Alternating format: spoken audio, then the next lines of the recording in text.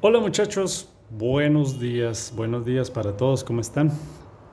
Una vez más aquí, este tema ya va a ser un poquito más fuerte, más sacudidor. Estoy hablando para personas que están interesadas en la Biblia, en conocer los misterios de la palabra, en conocer qué es el Evangelio del Reino, cómo podemos atesorarlo en nuestro corazón. Así que bienvenidos, muchas gracias por el tiempo que dedican a este tema. Espero pues que me escriban en los comentarios de este video, que me escriban cómo les parece, y incluso si no están de acuerdo conmigo, también son bienvenidos los comentarios. Si quieren insultarme, si quieren maldecirme, si quieren hacer cualquier cosa también. Y saben que lo entendería porque lo que ustedes van a oír, por lo menos hoy, es algo que choca a muchas personas, es algo que hiere a muchas personas. Yo lo entendería, no me voy a enojar por eso, no me voy a poner triste, porque es la reacción natural cuando es dado el mensaje verdadero. Esa es la reacción de algunas personas. Así que a los que sientan esto no los voy a juzgar ni a criticar. Está bien, todo está bien. Vamos a arrancar leyendo Mateo 13:34. Dice: todo esto habló Yeshua por parábolas, y sin parábolas no les hablaba. Primero que todo, ¿qué señala el texto? Que Yeshua se la pasaba hablando en parábolas. ¿Qué es una parábola? Permítanme, les digo. Una parábola es una historia eh, del mundo real, ¿cierto? Que a su vez tiene que enseñar algo más que esa historia enseña a simple vista. Y entonces pues ustedes pueden leer muchas parábolas, ¿no? Él empezaba a decir, a ver, yo quiero que hagamos acá, nos detengamos un poquito, que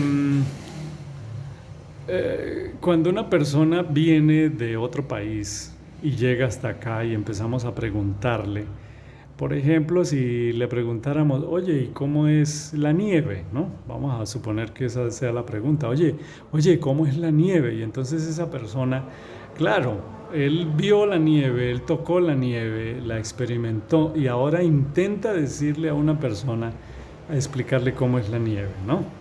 Entonces esa persona pues le va a quedar muy difícil. Sin embargo, va a utilizar algún símil, alguna comparación para decir, oye, mira, la nieve se parece como a un polvo, como, como a la arena, pero es más liviana. La nieve es sedosa, en fin, va a utilizar comparaciones. Y eso es precisamente lo que Yeshua hacía cuando él trataba de explicarles el reino espiritual, el reino de los cielos, a sus seguidores. Lo hacía a través de comparaciones. ¿Cuáles eran las comparaciones? Pues las parábolas. ¿Qué era una parábola? Una historia.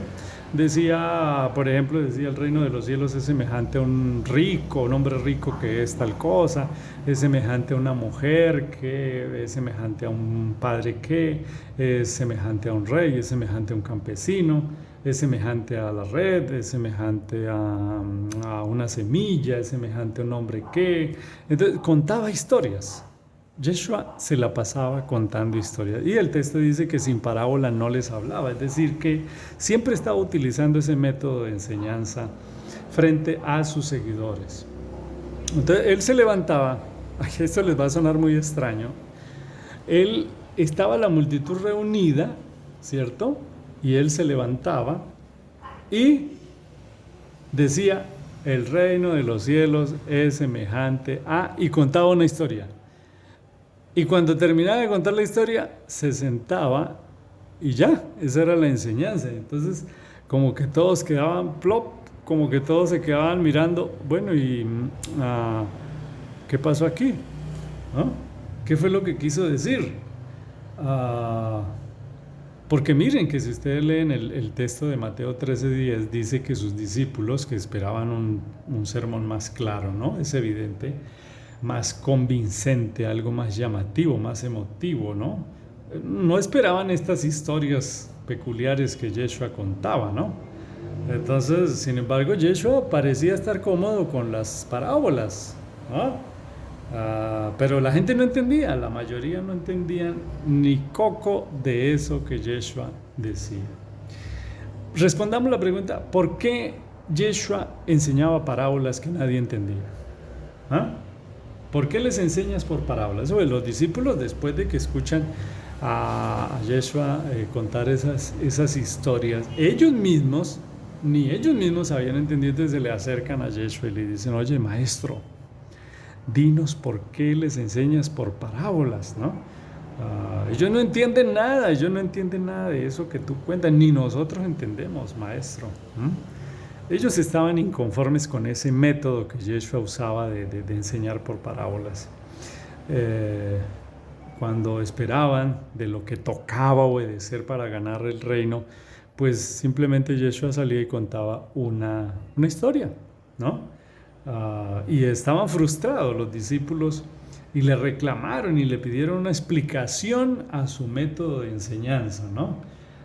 Pero la respuesta de Yeshua los dejó aún más perplejos, porque ante el reclamo, ¿por qué les enseñas por parábolas? Imaginen lo que Yeshua les contesta. Esto es aterrador, hermanos, esto es tenaz. Yo quiero que ustedes se detengan e imaginen qué fue lo que dijo Yeshua en esta frase. Cuando ellos le dijeron, ¿por qué les enseñas por parábolas?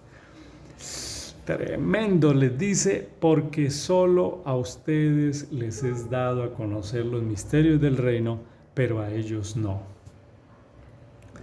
Repito la frase, ¿no? Pero la pueden leer en la Biblia también. Dice, a ustedes les es dado a conocer los misterios del reino, pero a ellos no. Ay, hermanos, amigos, esto no se enseña en ninguna iglesia, ¿no? En ninguna iglesia cristiana, ¿no? El cristianismo siempre ha enseñado que el evangelio está disponible para todos, que todos pueden entenderlo muy fácilmente y que todos pueden aceptar la invitación que Yeshua hace de venir a él, ¿no? Entonces, eso no se enseña, ni lo vamos a ver en ninguna iglesia diciendo que el mensaje no es para todos. No, señor. Las iglesias no enseñan eso. Las iglesias dicen que el mensaje es para todos y que todos pueden contestar y que todos pueden entender a ese llamado, ¿no? Y también dice, o sea, pensar en la palabra escogidos. Yo no sé si ustedes lo habrán escuchado en sus iglesias, pero ¿escogidos? O sea, ¿qué es eso? ¿Que escogidos para qué? ¿O escogidos de quién, no? Y esa palabra está regada por los evangelios, por las cartas de los discípulos, en fin. Y parece ser, les tengo un secreto. Se lo voy a contar aquí, pero no sé ni cómo van a reaccionar ustedes a esto. Solamente los escogidos van a ser salvos. Y otra peor, otra más tremenda aún. Ya están escogidos. Sí, señor, me escucharon bien. Los que van a ser salvos ya fueron escogidos. ¿Desde cuándo? Desde la fundación del mundo, apreciados amigos. ¿Qué? Esto sí es una locura, hermanos. Esto es una verdadera locura. No lo van a escuchar en ninguna iglesia porque saldría corriendo la gente de las iglesias. Pero bueno, yo espero que ustedes sean lo suficientemente escogidos y maduros para entender esto. Y podamos entender esto a cabalidad, ¿no? Yo quiero aquí hacer un pequeño paréntesis de algo que hemos entendido terriblemente mal en el cristianismo. Si tú vas a una iglesia, van a estar constantemente invitándote a que aceptes el evangelio, a que aceptes la vida eterna y todo esto, pero no es lo que dice la Biblia. La Biblia dice que la salvación fue un acto espontáneo y soberano del Creador en el que Él decidió salvar a algunos pecadores que no lo merecían, ¿no? Nadie se merece la salvación como tal, sino que en su espontánea resolución, el Padre decide salvar a algunos, no porque sean lo suficientemente buenos para buscar a Dios, ¿no? Pero en las iglesias se nos dice eso, ay, tan buena persona, no, claro, él tenía que buscar a Dios. No, Señor, es Dios quien decide salvar a las personas. Y esto que les estoy diciendo les puede resultar muy extraño, ¿no? Pero como estamos aquí con el deseo de descubrir la verdad, pues espero que prosigan y traten de entender todas estas cosas que a mí me costaron muchísimo trabajo y mucha pensadera para poder reconciliar lo uno con lo otro. Pero la Biblia señala que es el Padre quien busca al pecador, quien lo atrae y que además lo convence, ¿no? En ninguna parte aparece que la persona en su bondad, ¿no? El pecador en su bondad decide buscar al Padre, ¿no?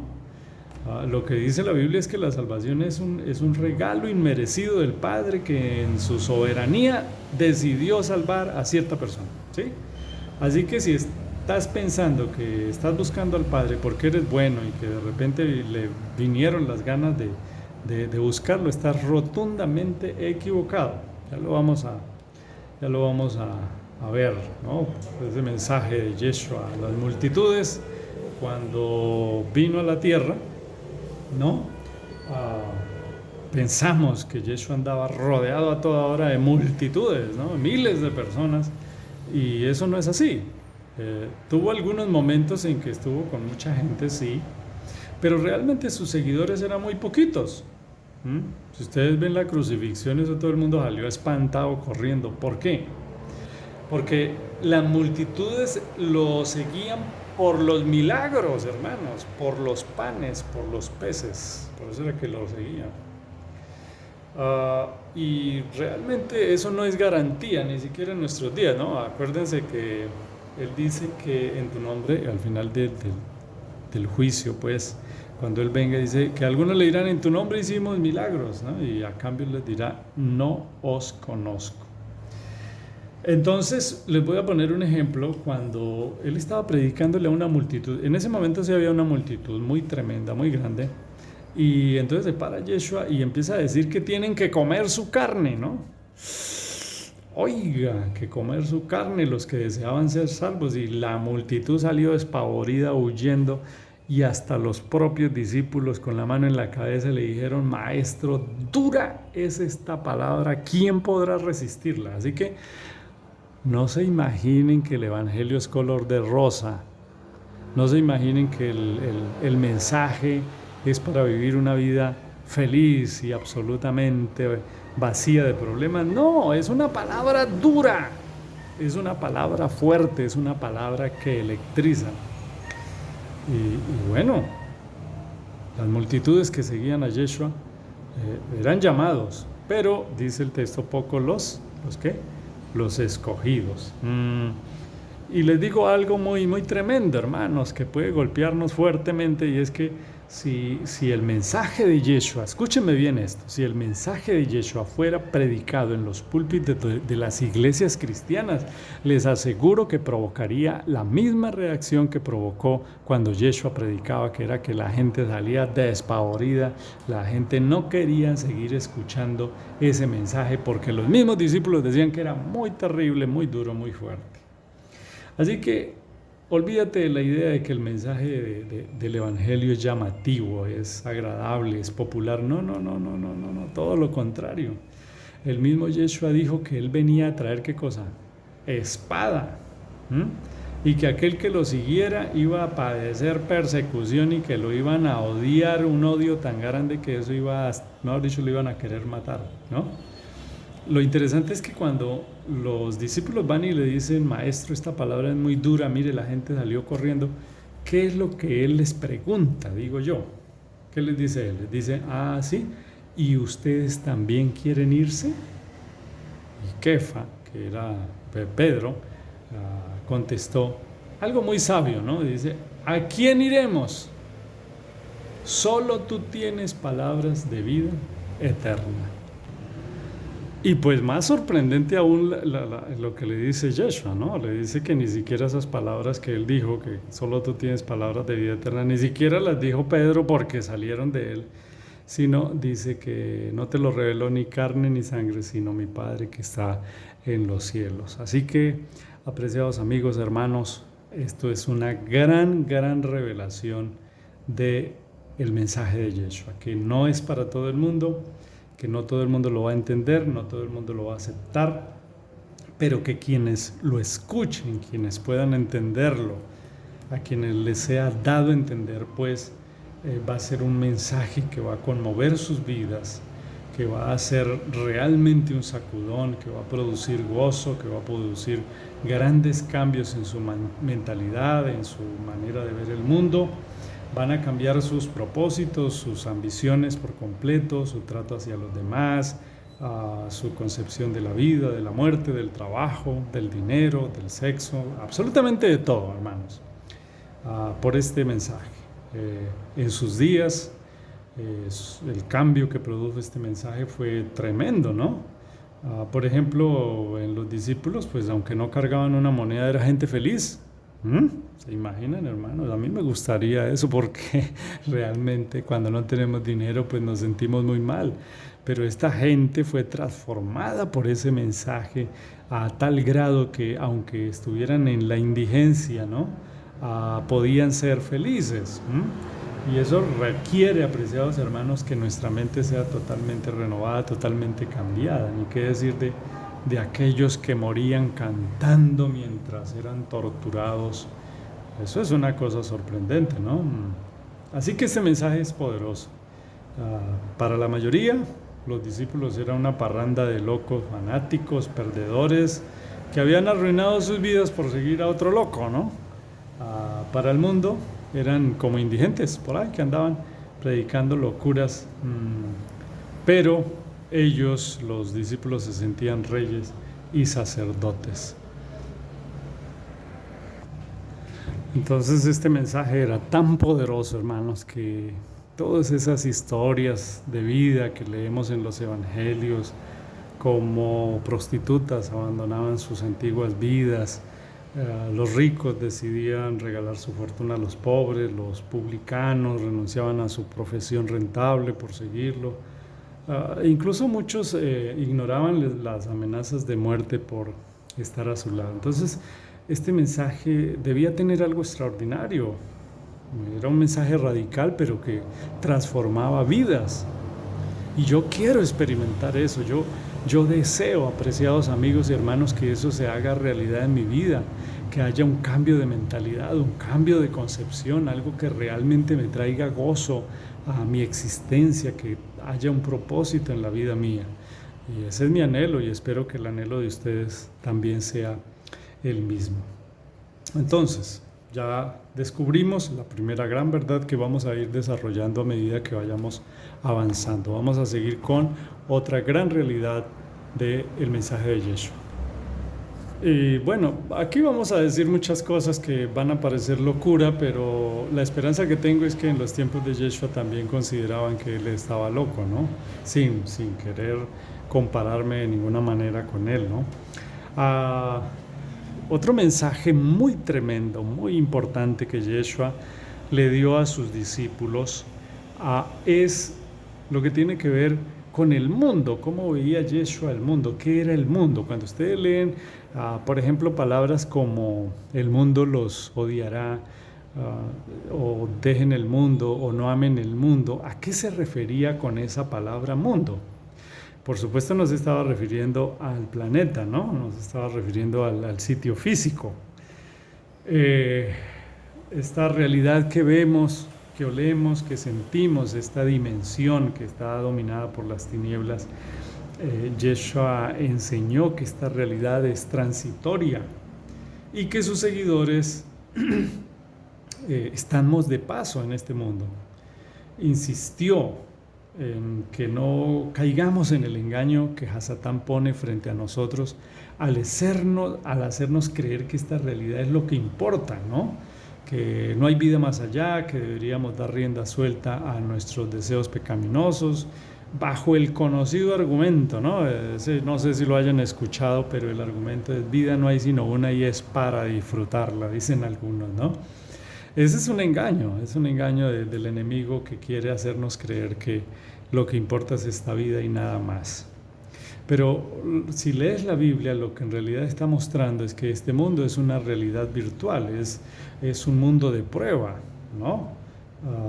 Y que sus hijos no pertenecen a ella. Él decía, ellos están en el mundo, pero no son del mundo. Juan 17, puedes leerlo ahí en tu Biblia. Yeshua recalcó en varias oportunidades que sus discípulos comprendieran que la felicidad no consistía en poseer riqueza material o alcanzar éxitos humanos, ¿no? Él resaltó que la verdadera paz venía de no tener temor a nada, ni siquiera a la muerte, porque a sus discípulos siempre les hablaba que la muerte era como un sueño. Y si hay una palabra, apreciados amigos, hay una frase que pudiera distinguir el mensaje de Yeshua, es la palabra o la frase no tengan miedo.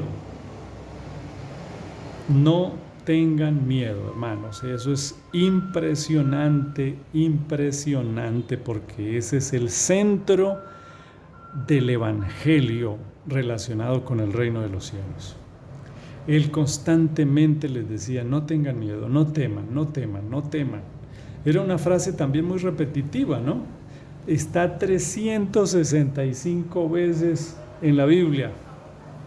Imagínense, es como una vez al día, una vez todos los días al año, ¿no? Del año.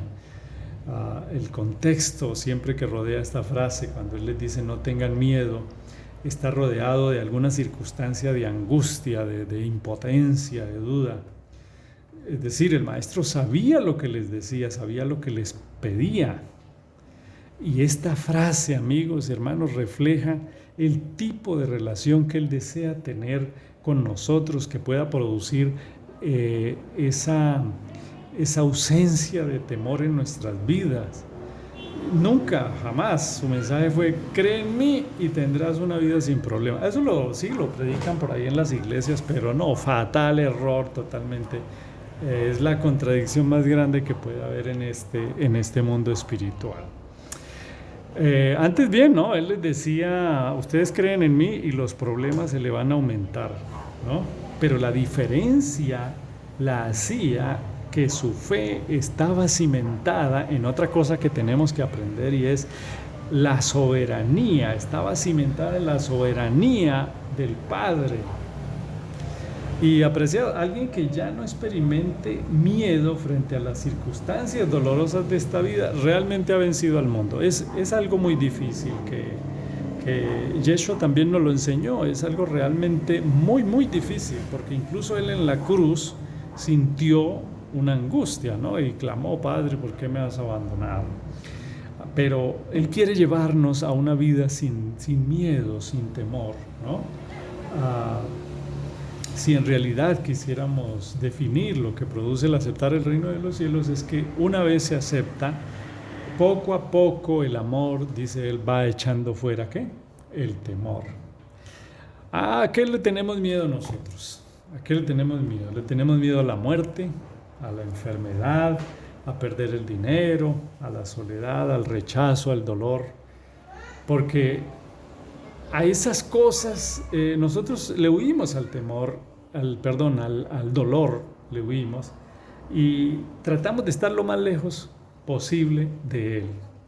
Pero ¿por qué el reino elimina ese temor? ¿Por qué lo va eliminando poco a poco? Porque nos convence, termina convenciéndonos este evangelio, que todo es temporal y pasajero, que nada es para siempre, ni bueno ni malo, que estamos de paso y que un día partiremos, ¿no? Pero sobre todo, este evangelio hace que nuestro abatido espíritu descanse en la verdad de que todo lo que está pasando aquí está bajo el control absoluto del Padre, y que por doloroso e inentendible que parezca, algún día lo comprenderemos. Todo, hermanos, tiene un propósito divino y maravilloso. Puede que nosotros no lo entendamos, puede que nosotros no podamos comprenderlo, pero lo que sí debemos entender es que Él está al control de todas las situaciones. No somos nosotros los que tenemos el control. Aparentemente sí. Escúchame bien, aparentemente sí tenemos el control, pero detrás de las acciones que podemos tomar está la misteriosa y poderosa mano del Padre quien ejecuta sus planes como Él quiere, ¿no? Cuando Él quiere y como Él quiere. Por eso, apreciados amigos, por eso Yeshua señalaba, ¿no? Que incluso una simple hoja de un árbol, imagínense la que va cayendo, una simple hoja de un árbol no cae al piso sin que pase por la escrutablemente de su Padre. ¿Ah? Y el miedo aparece como un monstruo aterrador cuando por evidencia, ¿no? O por sospecha sentimos que perdemos ese control, perdemos ese poder. Y nos conmociona hasta los huesos, hermanos, pero cuando decidimos entender y abrazar la verdad de que Él está al control de cada situación, esas situaciones por oscuras que parezcan, entonces todo es llevadero y soportable. Y yo sé, hermano, yo sé que esto nos va a volar la mente a todos, yo sé que esto nos va a cuestionar, nos va a empezar a revolcar todo por dentro, todas las vísceras, porque no es fácil, hermano, no es fácil entender esto y sobre todo aceptarlo, ¿no? Ah, si ustedes analizan, por ejemplo, la vida de los discípulos después de que ellos recibieron al Salvador, ¿no? Que lo vieron resucitar o que lo vieron resucitado, ellos fueron más que vencedores, pero definitivamente sufrieron mucho, mucho en este mundo, ¿no? Así que concluimos que no es la ausencia de problemas lo que prueba que el reino está en el corazón de alguien, ¿no? Las iglesias equivocadamente nos han enseñado que quien todo le sale bien es porque tiene la bendición del cielo, y qué blasfemia más grande es, hermanos. No puede existir una cosa peor que esa enseñanza de la prosperidad económica y material, porque es todo lo contrario a lo que enseña la Biblia. La Biblia enseña es a que el creer en el Padre atrae uno como más problemas, hermano, a la vida de uno. Así que lo que realmente no es la ausencia de, lo que enseña Yeshua no es la ausencia de problemas, sino la ausencia de miedo, ¿no? La ausencia del miedo. Como les digo, es difícil conseguirlo, pero es algo que nuestro Padre irá trabajando, hermanos, y tenemos que orar y pedirle a Él que implante su reino en nuestros corazones, a fin de que podamos decir como Pablo, ¿no? Que Pablo decía: para mí el vivir es Cristo y el morir es ganancia. Así que no nos desanimemos frente a la adversidad, la dificultad que estás pasando. Todo es pasajero, todo es relativo, porque estamos aquí como en un juego de Matrix, ¿no? Estamos así como cuando te ponen las gafas virtuales y entras a un mundo virtual. Eso estamos haciendo aquí. Nos dieron estos avatar, usando, ¿no?, un lenguaje de película, nos dieron estos avatar, estos cascarones que fue donde nos metieron, y estamos aquí en esta realidad, experimentando una cantidad de sensaciones, de cosas, de sentimientos, pero finalmente necesitamos encontrar el camino, encontrar la verdad, saber por qué estamos aquí, qué es lo que estamos haciendo, y poder compartir con otros a fin de que todos escuchen su voz. Nuestro Padre les bendiga. Muchas gracias por haberme escuchado y haber escuchado el mensaje del Padre en esta noche.